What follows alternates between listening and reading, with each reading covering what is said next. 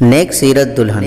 Video شروع کرنے سے پہلے اگر آپ ہمارے چینل پر نئے ہیں تو ہمارے چینل کو سبسکرائب کیجئے اور ہماری لیٹسٹ ویڈیو کے لیے بیل آئیکن پریس کیجئے تاکہ ہماری ہر نئی ویڈیو آپ تک سب سے پہلے پہنچ سکے۔ حضرت سیدنا سلمان فارسی رضی اللہ تعالیٰ عنہ فرماتے ہیں کہ میری شادی کندہ قبیلے کی ایک عورت سے ہوئی جس کا نام ثواب تھا۔ جب میں دلہن کے پاس جانے لگا تو دروازے پر رک گیا اور اس کا نام لے کر اسے پکارا مگر اس نے کوئی جواب نہ دیا۔ میں نے پھر سے پکارا، اے فلانی، کیا تو گونگی ہے کہ جواب نہیں دے رہی یا بہری کہ سنتی نہیں؟ تو اس نے جواب دیا، اے صحابی رسول، میں نہ تو گونگی ہوں اور نہ ہی بہری، مگر نئی نویلی دلہنیں بولنے سے حیا کرتی ہیں۔ جب میں اندر داخل ہوا تو دیکھا کہ گھر میں پردے لگے ہوئے ہیں، قیمتی سامان سجا ہوا ہے اور ریشمی کپڑے موجود ہیں۔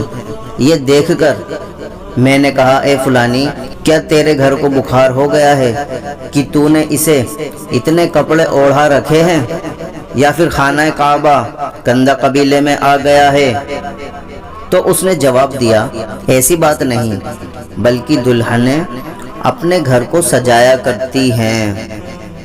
پھر میں نے نظر اٹھا کر دیکھا تو خادم کھانا لیے سامنے کھڑے تھے۔ میں نے کہا کہ میں نے حضور پاک صاحب لولاک سیاح افلاک صلی اللہ تعالی علیہ وسلم کو فرماتے ہوئے سنا کہ جو نرم و ملائم بستر پر سوئے اور لباس شہرت پہنے اور عالی شان سواری پر سوار ہو اور من پسند کھانے کھائے، وہ جنت کی خوشبو بھی نہیں سونگھ سکے گا۔